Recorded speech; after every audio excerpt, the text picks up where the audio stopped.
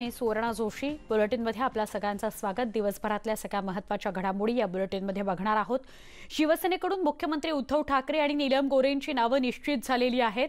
विधान परिषदेसाठी ही दोन नावे निश्चित केली गेलेली आहेत। मुख्यमंत्री उद्धव ठाकरे यांच्या विधान परिषदेचा अर्ज भरण्याकरता शिवसेनेच्या आमदारांची लगबग सुरू झालेली आहे। मुंबई, ठाणे, रायगड या मतदारसंघातील शिवसेनेच्या आमदारांच्या उद्धव ठाकरे यांच्या उमेदवारी अर्जावर सह्या झालेल्या आहेत। उद्या मुख्यमंत्री उद्धव ठाकरे आणि नीलम गोऱ्हे यांचा उमेदवारी अर्ज दाखल होणार असल्याची सूत्रांची माहिती आहे।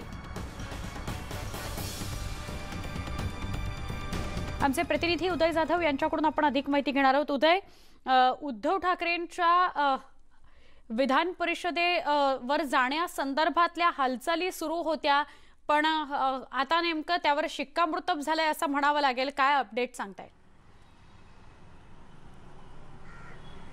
स्वर्ण, आपण बघितले की केंद्रीय निवडणूक आयोगाने महाराष्ट्रातल्या रिक्त झालेल्या 9 विधान परिषदेच्या जागांसाठी निवडणूक कार्यक्रम जाहीर केलेला आहे। येत्या 11 मेच्या आधी सर्व उमेदवारांनी त्यांचे उमेदवारी अर्ज भरायचे आहेत। त्यासाठीच आता तयारी सुरू झालेली आहे। शिवसेनेकडून मुख्यमंत्री उद्धव ठाकरे आणि त्याचबरोबर शिवसेनेच्या नेत्या नीलम गोऱ्हे यांचं नाव जे आहे ते अंतिम झालेलं आहे। दोन्ही उमेदवार जे आहेत, जे आपल्याला माहिती मिळाली आहे सूत्रानुसार, त्यानुसार ते उद्या उमेदवारी अर्ज जे आहेत दाखल करण्याची शक्यता आहे। आणि या संदर्भात देखील आज शिवसेनेची महत्त्वाची बैठक देखील झालेली आहे। या बैठकीमध्ये दोन्ही उमेदवारांच्या नावांची संमती आणि त्याचबरोबर सर्व आमदारांच्या सह्या ज्या आहेत त्या देखील घेण्यात आलेल्या आहेत। उद्या उद्धव ठाकरे आणि त्याचबरोबर नीलम गोऱ्हे हे शिवसेना नेते आणि शिवसेना पक्षप्रमुख हे उमेदवारी अर्ज दाखल करणार आहेत। आणि येत्या 27 मेच्या आधी सर्व उमेदवारी निवडणूक प्रक्रिया जी आहे ती संपणार आहे। त्यामुळे अधिकृतरित्या निवडणूक कार्यक्रम जाहीर झाल्यामुळे मुख्यमंत्री म्हणून उद्धव ठाकरे हे विधान परिषदेचे सदस्य म्हणून निवडून येतील। त्यामुळे त्यांचा पूर्ण मार्ग जो आहे तो मोकळा होणार आहे। नक्की, धन्यवाद माहिती दिल्याबद्दल उदय।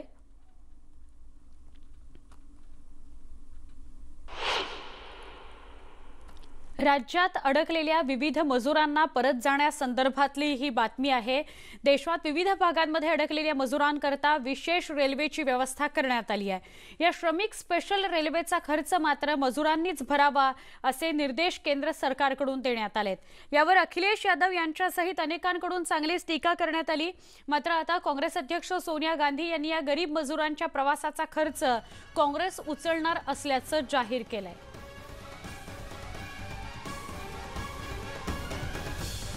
मजुरांच्या खर्चावरून, मजुरांच्या परतीच्या खर्चावरून आता जुंपलेली आहे। काँग्रेसच्या हंगामी अध्यक्ष सोनिया गांधी यांनी स्पष्ट केले की काँग्रेस या मजुरांचा सगळा खर्च उचलेल, त्यांच्या प्रवासाचा सगळा खर्च उचलेल। म्हटलं त्याच वेळेला अशी ही बातमी समोर येते की केंद्र 85% आणि राज्य 15% हा खर्च उचलणार आहे, पण त्याविषयीची अजूनही स्पष्टता नाही। एका बाजूला हेही सकाळी समोर आलं होतं की रेल्वेचा जो प्रवास आहे या मजुरांनी स्वतःच करायचा आहे, मात्र त्यानंतर सोनिया गांधींनी स्पष्ट केलं की काँग्रेस या मजुरांच्या प्रवासाचा खर्च उचलेल। पण आता असंही समजतंय की केंद्र 85% आणि राज्य सरकार 15% या मजुरांचा प्रवासाचा खर्च उचलणार आहे। या सगळ्यामध्ये मजुरांची फरफट मात्र होते आहे। पायपीट त्यांना करावीच लागते, फॉर्म भरून द्यावे लागतात। काही ठिकाणी त्यांचे फॉर्म रिजेक्ट होत आहेत, फाडून टाकले जात आहेत, केराची टोपली या फॉर्म्सना दाखवली जाते। त्यामुळे अजून किती दिवस मानसिक आंदोलनं आणि शारीरिक कष्टांमधून या मजुरांना जावं लागेल याची स्पष्टता होताना दिसत नाही। कोरोनाच्या या संकटामुळे उद्योग व्यवसाय बंद झाले आहेत आणि येथील जो मजूर आहे, महाराष्ट्रातील जो परप्रांतीय मजूर आहे, तो मोठ्या प्रमाणावर आपल्या घराकडे जाऊ इच्छितो आहे, मूळ गावी जाऊ इच्छितो आहे। परंतु केंद्र सरकारनं निर्णय घेत असताना ट्रेनचा जो खर्च आहे, तिकिटाचा जो खर्च आहे, तो त्या मजुराने करावा असं ठरवलं। अनेक मजूर असे आहेत की ज्यांचा जो पैसा नाही, अडचणीत ते आहेत आणि म्हणून आदरणीय सोनियाजींनी एक निर्णय आम्हाला दिलेला आहे, एक आदेश आम्हाला दिलेला आहे की हा खर्च आपले काँग्रेसजन करतील, काँग्रेस कमिटीज करतील। त्या पद्धतीनं आज आम्ही सर्व काँग्रेसजनांबरोबर संवाद साधलेला आहे। आमच्या सर्व मंत्री महोदयांबरोबर आम्ही चर्चा केलेली आहे आणि त्या दृष्टीनं काय जो खर्च असेल, जे एस्टिमेट असेल त्या ट्रेनचं, ते आता काँग्रेस कमिटी आमच्या भरणार आहे। काँग्रेसचे नेते भाई जगताप आणि भाजपचे नेते राम कदम हे दोघेही मान्यवर आपल्या सोबत आहेत। भाई, असं कळतंय की काँग्रेस मजुरांच्या प्रवासाचा सगळा खर्च उचलणार आहे, आपण काय सांगाल? होय, आणि मी सकाळी सुद्धा एक व्हिडिओ मी पाठवला आणि काँग्रेस पक्षाच्या अध्यक्षा आदरणीय सोनिया गांधींचा आम्ही मनापासून आभार व्यक्त करतो. कारण महाराष्ट्रामध्ये जसं आमच्या यांनी अध्यक्षांनी बाळासाहेब थोरातांनी सांगितलं, सगळ्यात जास्त मायग्रंट हा आपल्या महाराष्ट्रामध्ये आहे. कारण आपण प्रगत राज्य आहोत आणि आपल्याला फार अडचण आणि फार आपल्याला अडचण म्हणण्यापेक्षा ते लोक इतके हवालदिल झालेत. एका याच्यामध्ये आज महिना उलटून गेला आणि ते वारंवार तिकडे हे सांगत आहेत. आपल्याला आठवत असेल की जे काही बांद्रा ईस्टला घडलं त्याला मग ह्या भाजपवाल्यांनी जो त्याला एक वेगळं रूप देण्याचा प्रयत्न केला, स्वरूप देण्याचा प्रयत्न केला, आपल्या समोर आहे. आणि म्हणून सगळ्यात प्रथम मी या मोदी सरकारचं तीव्र शब्दामध्ये निषेध व्यक्त करतो की त्यांनी यांचे ह्या देशाचे जे दुश्मन आहेत, देशाला ज्यांनी ठगवलंय, असा चोक्सी असेल, नीरव मोदी असेल, ललित मोदी असेल, याला मोदी सरकारने 68,000 कोटी त्यांचे माफ केले.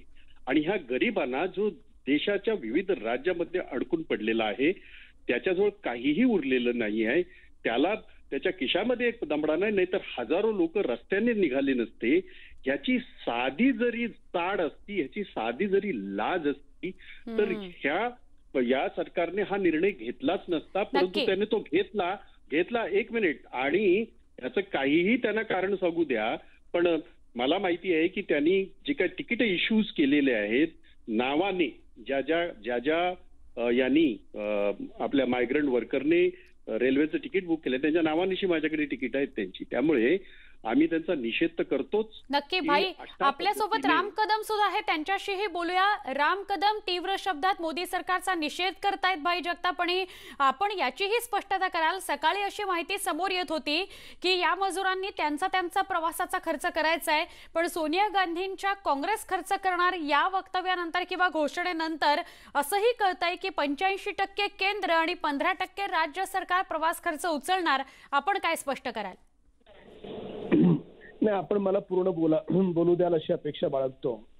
मुळामध्ये या संकट काळामध्ये एकमेकांवर आरोप प्रत्यारोप करण्याची किंवा कटाक्ष करण्याची ही वेळ आहे. सगळ्यांनी एकत्र येऊन काम करण्याची आणि कोरोनाबरोबर लढण्याची वेळ आहे. एकमेकांचा निषेध व्यक्त करण्याची वेळ नव्हे, हा पहिला भाग. आणि ठीक आहे ना, राजकीय आरोप प्रत्यारोप करायला नंतर खूप वेळ मिळणार आहे. आता आपण एकत्रितपणे कोरोनासोबत लढूया. आता राहिला मजुरांचा प्रश्न. आपण सुब्रमण्यम स्वामी, आमचे भाजपचे जे ज्येष्ठ नेते आहेत, खासदार आहेत, त्यांचं ट्विट पाहिलं असेल. 5 तासापूर्वीचं त्यांचं ट्विट आहे. त्या ट्विटमध्ये त्यांनी स्पष्ट म्हटलंय 85% केंद्र सरकार आणि 15% राज्य सरकार, अशा पद्धतीनं हा रेल्वेचा खर्च त्यांनी त्यांचं रेल्वे मंत्रालयामध्ये बोलणं झालं आणि त्या संदर्भामध्ये अधिकृत परिपत्रक येतंय, अशा स्वरूपाचं एका जबाबदार नेत्याचं ट्विट आहे. आता प्रश्न असा आहे, आदरणीय सोनिया गांधींनी हा निर्णय घेतलाय. हा निर्णय राजकीय अभिनिवेशाच्या पोटी घेतलाय. हे कशावरून स्पष्ट होतं? अरे, महाराष्ट्रात घरोघरी उपासमार सुरू आहे. तुमचं महाराष्ट्रात सरकार आहे, काय बघताय तुम्ही त्या महाराष्ट्रातल्या घरोघरी उपासमार होणाऱ्या लोकांना अजूनपर्यंत मोदीजींनी 3 महिन्याचं धान्य दिलं होतं. ते मोफत धान्य तुम्ही अजून दिलं नाही. सुरुवातीला दिलं, 1 महिन्याचं दिलं. नंतर तुम्ही स्वस्त दरात देणार होतात. ते धान्य अजून दुकानात पोहोचलं नाही. दुकानात कधी पोहोचेल, लोकांना कधी मिळेल, तोही प्रश्न आहे. ते सगळं बाजूला ठेवून तुम्ही अशा पद्धतीनं दुर्दैवी राजकारण करण्याचा जर काँग्रेस प्रयत्न करत असेल तर ते दुर्दैवी आहे. 85% म्हणजे राम कदम, आपण म्हणणार की काँग्रेस दुर्दैवी राजकारण करताय, आम्ही टीका करणार नाही. भाई जगताप असं म्हणतायत, मोदी सरकारचा निषेध करतो. भाई, एक मिनिट, मलाही थोडासा वेळ द्या. त्याचं कारण असं आहे, राजकीय अभिनिवेश कोण करतंय हे स्पष्ट झालेलं आहे. म्हणूनच मी ते पुढचं बोललो नव्हतो. मला माहिती होतं हे असंच काहीतरी सांगणार आहे. सोनिया गांधींचा अभिनिवेश तुम्ही सोडून द्या हो. कोणाला विचारलं होतं चोक्सीचं हे माफ करताना? कोणाजवळ चर्चा केली होती? आणि या देशामध्ये कोट्यावधी हे मायग्रंट जे पडलेत हे माहीत नाही त्यांचा ज्या पद्धतीने त्यांना वागवलं गेलं नोएडाला, ज्या पद्धतीने वागवलं गेलं केंद्र सरकारकडनं, हे काय तुम्हाला माहित नाही? तुम्ही दाखवलेलं आहे ते. त्यामुळे आम्हाला अभिनिवेश करण्याचं कारण नाही. राहिली गोष्ट, कोण स्वामी यांचे ऑफिशियल कोण आहेत? रेल्वे मंत्री आहेत. पियुष गोयल का मुख घेऊन गप्प बसलाय? देशाचे पंतप्रधान का मुख घेऊन गप्प बसलेत? हे असे सगळे जे आहेत हे सोडलेले, त्यांना ह्या भक्तांना काय बोलायचं ते बोलू द्या. पण वस्तुस्थिती अशी आहे की या देशातल्या सर्वसामान्याला गरीबाला वाली कोण उरलेला नाहीये. आणि हे काय गोष्टी करतात आहेत. मोदी सरकारने रेशन पाठवलं 3 महिन्याचं. अहो फक्त तांदूळ आले, फक्त तांदूळ आतापर्यंत. काल परवा डाळ आली. काय आली ती माहितीये का? माहिती करता सांगतो. 1 किलो याची चणा डाळ आणि 1 किलो तूर डाळ. नाही, आपण विचारूया राम कदमांना. राम कदम, आपण उत्तर द्या. म्हणजे एक मिनिट त्याचं कारण असं आहे मला याच्यामध्ये आतापर्यंत जे काय तांदूळ आले त्याचा वाटप ऑलरेडी झाला सगळा. हे काय सांगतात आहेत हे नुसते. आपण राम कदमांना लगेचच विचारूया आपण जे म्हणताय त्यावर. लगेचच विचारा कारण माझ्याकडे सगळी उत्तर आहेत. काँग्रेसच्या प्रवक्त्यांच्या बाबतीत मी व्यक्तिगत काही बोलणार नाही, पण व्यापक अर्थाने एवढंच सांगेन की एफसीआयच्या गोडाऊनमध्ये पूर्ण 3 महिन्याचा धान्य साठा पडलेला आहे. महाराष्ट्र सरकारला उचलता आला नाही ही त्यांची अडचण आहे, ही केंद्र सरकारची नाही आहे. आणि हे पूर्णपणे धादांत खोटे आरोप आहेत.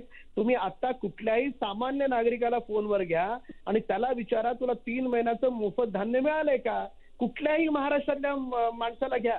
मी 11 कोटी जनतेपैकी एकाही माणसाला घेऊन विचारा, तुम्हाला एकही माणूस असा महाराष्ट्रात मिळणार नाही की जो सांगेल की त्याला 3 महिन्याचं मोफत धान्य मिळालंय. का नाही दिलं तुम्ही?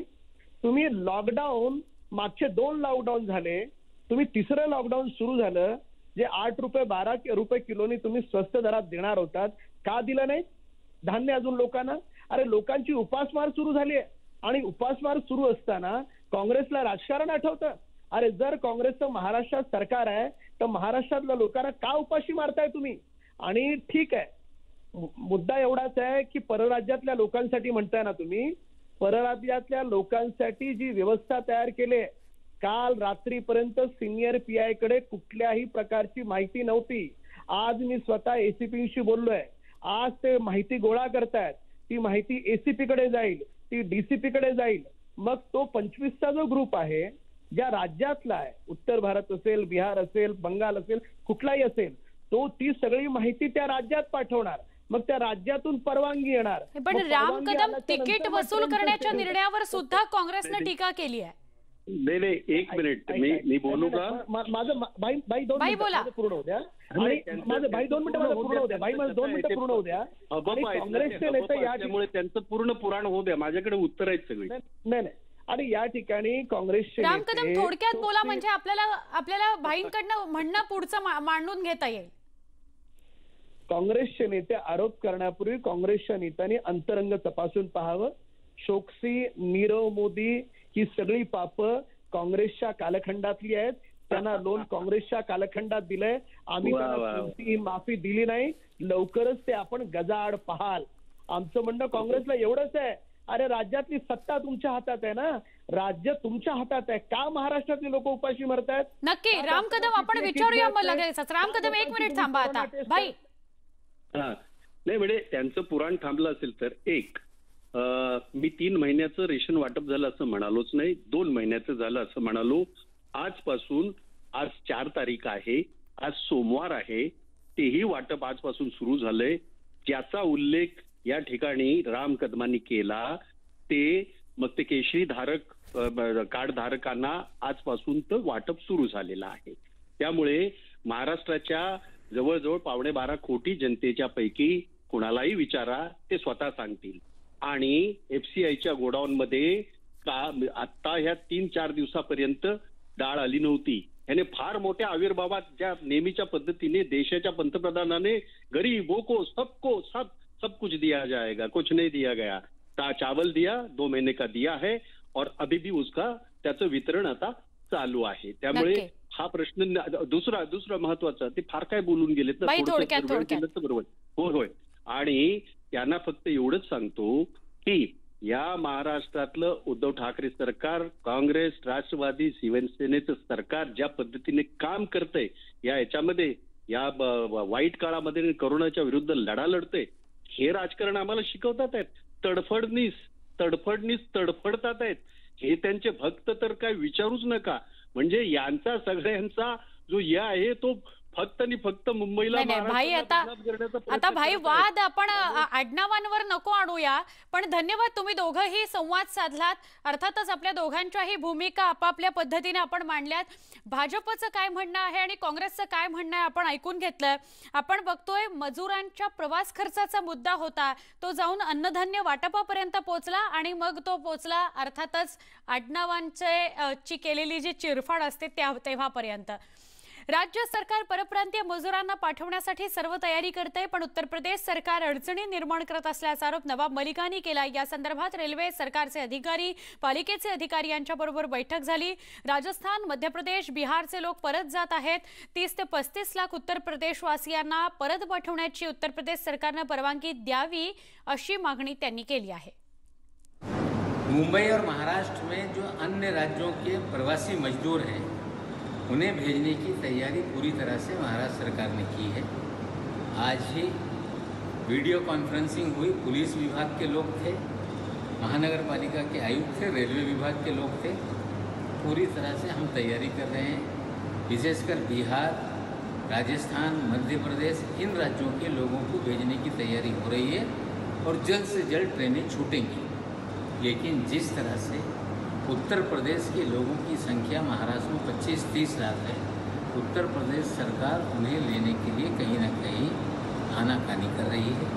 जिस तरह की वो अड़चन पैदा कर रही है, जिस तरह की शर्तें भी लगा रही है कि कोविड पॉजिटिव नेगेटिव का टेस्ट करा कर भेजें. अगर 30 लाख लोगों का टेस्ट कराना है तो हमें लगता है कि 1 साल से अधिक लगेगा. हमें लगता है कि योगी सरकार, योगी जी उत्तर प्रदेश के लोगों को लेना नहीं चाहते, इसलिए वो अड़चन पैदा कर रहे हैं. हम फिर विनती करते हैं कि महाराष्ट्र में बड़े पैमाने पे यूपी के लोग हैं. जिस तरह से अन्य राज्य अपने यहाँ के लोगों को लेने के लिए नियम से लोगों को अनुमति दे रहे हैं, उत्तर प्रदेश की सरकार अपने लोगों के लिए अनुमति जल्द से जल्द दे. इथे एक छोटासा ब्रेक घेणार आहोत. अजून काही घडामोडींकरता काही क्षणात भेटूया. पहा फक्त न्यूज 18 लोकमत.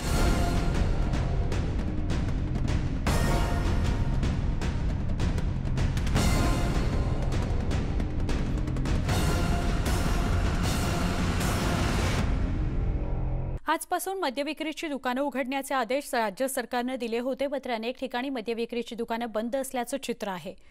तसंच राज्यातील सगळ्याच मद्यविक्रीची दुकानं उघडली जाणार नसून ज्या वाईन शॉप्स उघडण्याकरता परवानगी दिली जाईल तीच दुकानं सकाळी 10 ते संध्याकाळी 6 वाजेपर्यंत मद्यविक्री करू शकणार आहेत. पण जर सोशल डिस्टन्सिंग आणि लॉकडाऊनचे नियम मद्यविक्री करणाऱ्या दुकानदारांकडून पाळले गेले नाहीत, ग्राहकांकडून पाळले गेले नाहीत, तर त्यांच्यावर कडक कारवाई करण्यात येईल असं स्पष्ट करण्यात आलं. या सगळ्याविषयी आमचे प्रतिनिधी अजित मांढरे यांनी राज्य उत्पादन शुल्क विभागाचे आयुक्त कांतीलाल उमप यांच्याशी सविस्तर संवाद साधला. राज्य उत्पादन शुल्क विभागाच्या आदेशानंतर राज्यभरात मद्यविक्रीची दुकाने उघडली जावीत असे जे आदेश होते, त्यानंतर नेमकी राज्यात परिस्थिती काय आहे हे आपण दृश्यामध्ये पाहिलंय. पण नेमके हे आदेश काय आहेत, कशा पद्धतीनं या संपूर्ण आदेशावरती अंमलबजावणी केली जाईल आणि काय गाईडलाईन्स असतील हे सगळं जाणून घेण्याकरता महाराष्ट्र राज्य उत्पादन शुल्क विभागाचे आयुक्त कांतीलाल उमप साहेब आपल्यासोबत आहेत. साहेब, गाईडलाईन्स इश्यू झालेले आहेत, परिपत्रक आपण काढलेलं आहे, पण ह्या परिस्थितीमध्ये आपण जर दृश्य पाहिलं असेल तर लोकांनी वाईन शॉपच्या बाहेर लांबच लांब रांगा लागलेल्या आहेत. ही रांग कमी व्हावी, त्यामुळे काय स्पष्टपणे किंवा काय या आदेशांची तुम्ही फोड करून सांगाल? आदेश स्पष्ट आहेत आणि आदेश हे केंद्र आणि राज्य शासनाने जे आपत्ती निवारण कायदा आणि साथरोग अधिनियम याच्या खाली जे काढलेले निर्देश आहेत, आदेश आहेत, त्याच्याखाली मार्गदर्शक तत्वे म्हणून मी काढलेले आहेत. त्याच्यामध्ये कोणत्याही परिस्थितीत त्यांचा कोणताही निर्देश डायल्यूट होणार नाही याची काळजी घेतलेली आहे. दुसरी गोष्ट की गर्दी टाळणं हा याच्यातला सर्वात महत्त्वाचा भाग आहे, कारण मागच्या जवळजवळ 40-42 दिवसापासून मद्यविक्रीची दुकानं बंद असल्यामुळं काही लोकांची गैरसोय झालेली वस्तुस्थिती आहे आणि त्याच्यामुळं सुरुवातीच्या काळामध्ये काही गर्दी होण्याची शक्यता नाकारता येत नाही. पण असं होत असताना त्यांनी सोशल डिस्टन्सिंग पाळणं, मास्क घालणं आणि जे निर्देश दिले आहे निर्देशाप्रमाणे वागणं हे बंधनकारक आहे. ज्या ठिकाणी मॅन्युफॅक्चरिंग युनिट आहे, म्हणजे ज्या ठिकाणी मद्य तयार केले जाते त्या कारखान्यांमध्ये कामगारांबाबत घेण्याकरता काय गाईडलाईन्स आहेत आणि जिथं मद्य विक्री केली जाणार आहे म्हणजे वाईन शॉप, तिथं काय नियम पाळले जावेत? नाही, एकतर मागच्या 15 तारखेच्या ज्या गाईडलाईन्स आहेत 15 एप्रिलच्या, त्याच्यामध्ये केंद्र शासनाने असे जे ऑफिसेस आहेत किंवा इंडस्ट्रीज आहेत त्या ठिकाणी काय SOP असावी किंवा स्टँडिंग ऑपरेटिंग प्रोसिजर असावी त्याचे निर्बंध घालून दिलेले आहेत. 13 प्रकारचे वेगवेगळे निर्बंध आहेत आणि त्याचा इसेन्स जर पाहिला तर किती लोक असतील, 50% आसपासची लोक असायला पाहिजेत. त्याच्यानंतर त्यांनी सोशल डिस्टन्सिंग पाळलं पाहिजे, मास्कचा वापर केला पाहिजे, सॅनिटायझरचा वापर केला पाहिजे, तिथे थर्मलच्या माध्यमातून तपासणी केली पाहिजे. मार्च एंड आणि एप्रिल पूर्ण 3400 ते 3500 कोटी कमी महसूल मिळाला, ही वस्तुस्थिती आहे. नक्कीच पाहिलं असेल की कशा पद्धतीनं संपूर्ण नियम गाईडलाईन्स आहेत त्या राज्य सरकारने दिल्या होत्या. त्यानुसारच उत्पादन शुल्क विभागाचे आयुक्त जे आहेत त्यांनी देखील स्पष्ट केलेलं आहे. साधारणपणे वाईन शॉपवर जी मद्यविक्री केली जाणार आहे ती सकाळी 10 ते संध्याकाळी 6 पर्यंत असणार आहे. पण याहीपेक्षा महत्त्वाचं म्हणजे जर त्या ठिकाणी गर्दी झाली किंवा त्या ठिकाणी काही अनुचित प्रकार घडला तर स्थानिक प्रशासन जे आहे ते त्यांच्या पद्धतीनं त्या ठिकाणी वाईन शॉप खुले राहतील की नाही किंवा तिथं काय गाईडलाईन्स असतील, त्यांचा वेळ कमी केला जाईल की नाही याबाबत स्थानिक प्रशासन पूर्णतः निर्णय घेण्याला त्यांना स्वातंत्र्य आहे. व्हिडिओ जर्नलिस्ट हनुमंत कोंडेकरसह अजित मांढरे, न्यूज 18 लोकमत, मुंबई. कोरोनाच्या लॉकडाऊनमुळे जगातल्या अनेक मोठ्या शहरांमध्ये चिडीचूप शांतता आहे. पण कोरोनाचा जिथून जगभरामध्ये प्रसार झाला त्या चीनमध्ये मात्र पर्यटन स्थळं गजबजून गेलेली आहेत. 1 मे म्हणजे कामगार दिनापासून चीनमध्ये 5 दिवसांची सुट्टी असते. त्यातल्या पहिल्या 3 दिवसात तब्बल 8.5 कोटी चीनी नागरिक पर्यटनाकरता बाहेर पडले. रविवारी एका दिवसात तब्बल 3 कोटी 10 लाख चीनी नागरिकांनी ठिकठिकाणी पर्यटनाचा आनंद लुटला आणि अर्थव्यवस्थेमध्ये 12 अब्ज 43 कोटी युआनची भर घातली.